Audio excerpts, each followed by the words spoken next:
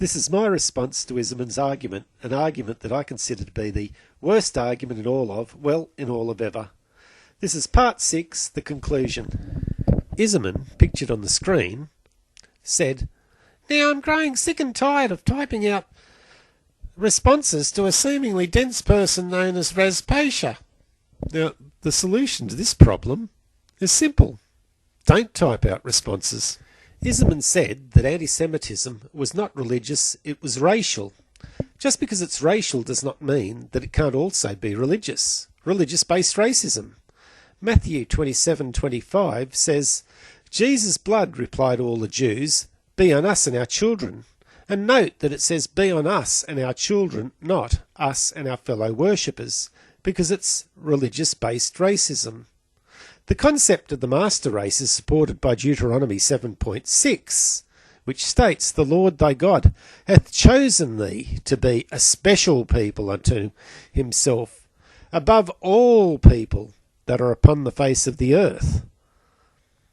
And now we come to the final solution. Deuteronomy 7.3 says, "Neither shalt thou make marriages unto them." And Deuteronomy 7.5 says, "But thus shall ye deal with them."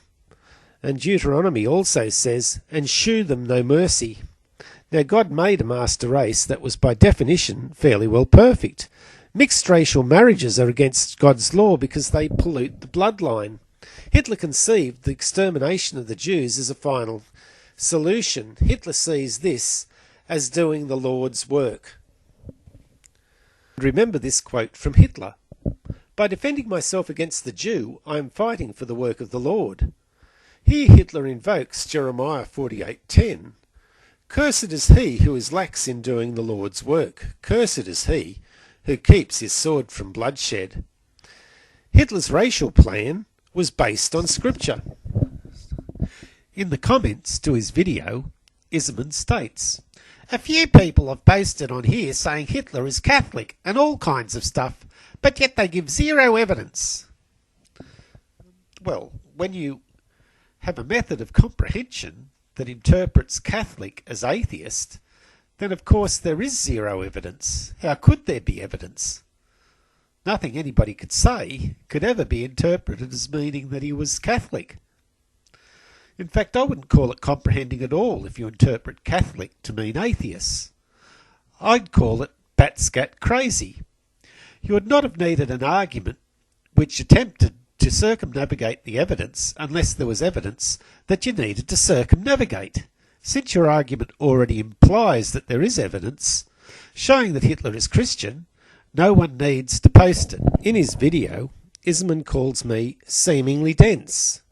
So we'd expect to find that Izamen was some sort of super genius, a cross between Einstein and Shakespeare, no less. However, his trouble started in the debate when it came to spelling the word atheist, the topic of his debate. It took him somewhere between 20 and 30 attempts at spelling the word before he got it right. The irony is that the word was spelt correctly in the title of the video to which he was responding. He didn't even need to go to a dictionary. Furthermore, 2 respondents commented on his poor spelling, but he still continued to misspell it. Myself and others gave plenty of examples in our comments with the word spelt correctly. What does the term seemingly dense mean to Izamen? Izamen presents himself as a person who has difficulty with spelling, comprehension, sentence construction, understanding punctuation, following footnotes, and does not believe what he himself says, and does not believe in his own arguments. He even adopted a position that he had previously called a lie. Sheer brilliance, or should I say, seemingly brilliant. You'll recall that from part 3 of this series of videos, that Izamen and Dinesh D'Souza's argument was actually a variant of the liar's paradox. Had a John Cleese or a Billy Connolly come up with a skit that utilised the liar's paradox in an argument, I would have laughed. Perhaps Dinesh D'Souza and Izamen deserve a Goon Show award for being the greatest goons of the noughties. Or, on a more sober note, we could rename the liar's paradox the liar's paradox in their honour.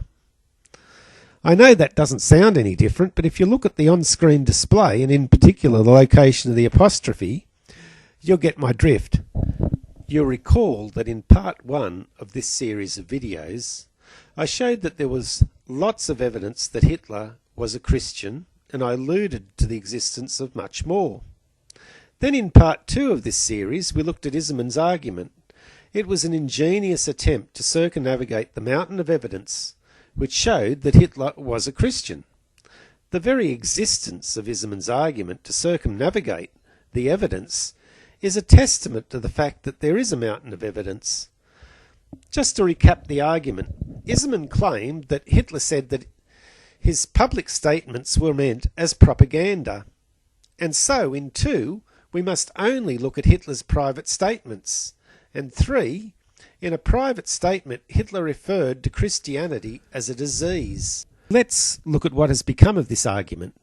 Firstly, step 1 has become Dinesh D'Souza thinks that Hitler's public statements should be understood as propaganda that bear no relation to the truth but are designed to sway the masses.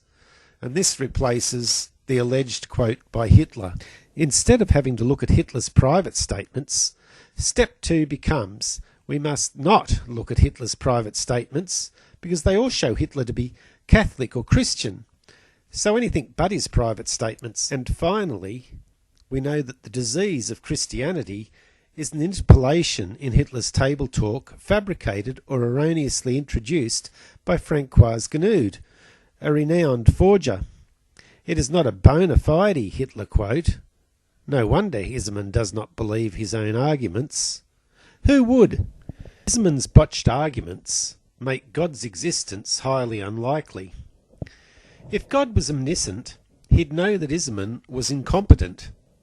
If God had wanted his existence to be known, then he ought not to have allowed Izamen to speak on his behalf. If God was omnipotent, then he'd have the power to prevent Izamen from representing him. But Izamen was allowed to represent God, so it is likely that God, an omniscient, omnipotent being that wants to be known, does not exist. This series of videos has been produced as a response to Izamen. He has attempted to use the old canard that atheists are bad because Hitler was an atheist. In showing that Hitler was probably a Christian, I'm not attempting to imply the inverse, and that is that all Christians or Catholics are bad. Some are and some aren't. However, once again we find that Izamen is truly God's gift to atheism. We would not want to convert Izamen. He is too valuable as an opponent. By focusing our attention on Hitler's evil, he has brought the spotlight onto a problem that theists have difficulty in coming to terms with, and that is the problem of evil. Hitler's evil makes God's existence unlikely. We call intentional death, pain and suffering evil. Hitler caused a lot of death, pain and suffering. Epicurus stated the problem of evil so eloquently in the following riddle. Is God willing to prevent evil but not able? Then he is not omnipotent. Is he able but not willing? Then he is malevolent. Is he both able and willing? Then whence cometh evil? Is he neither able nor willing? Then why call him God? You'll recall that Izamen attempted to argue that all of Hitler's public statements were meant as propaganda, and he did so by relying on a fabricated quote allegedly from Mein Kampf. So he has attempted to define Hitler's public statements as propaganda. Of course Izamen was wrong. In contrast, I've methodically gone through all of Izamen's YouTube statements, point by point, in relation to his claim that Hitler was an atheist. I've found them all to be erroneous. I've also noticed that Izamen does not believe what he himself says. This leads me to judge that Izamen's statements are propaganda. From this approach we can follow the evidence to conclude that all of Izamen's YouTube statements should be understood as propaganda that bear no relation to the truth but are designed to sway the masses.